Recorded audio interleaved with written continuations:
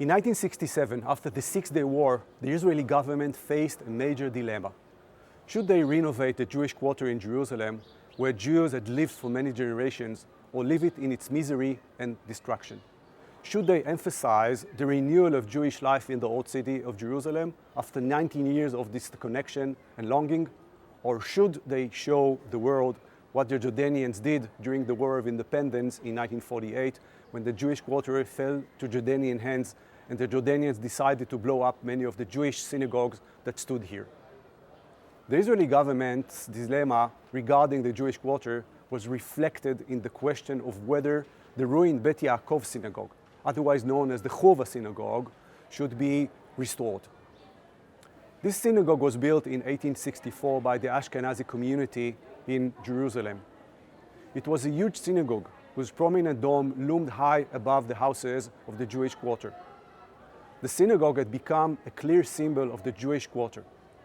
This was the reason why the Jordanians chose to blow up the synagogue in 1948 and erase this Jewish symbol from the skyline of the old city.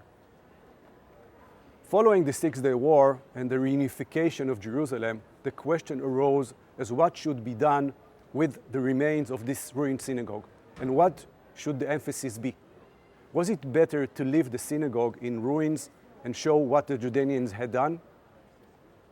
Or should the synagogue be rebuilt to emphasize the renewal of Jewish life in the Jewish quarter? The latter was indeed the decision. The Israeli government, under the Levi Eshkol administration, decided to rebuild the synagogue, and Louis Kahn, a Jewish architect from Philadelphia, was summoned for the task.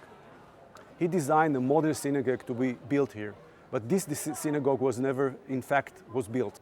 Only a few decades later, in the early 2000s, the decision was made to rebuild the synagogue and restore its original appearance. It was opened to the public in the year 2010, and its dome now rises again above the old city.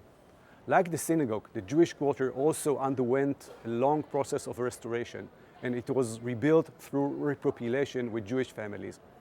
At first, both secular and religious lived here together, but over the years, the population has changed, and today the residents here are mostly Orthodox Jews.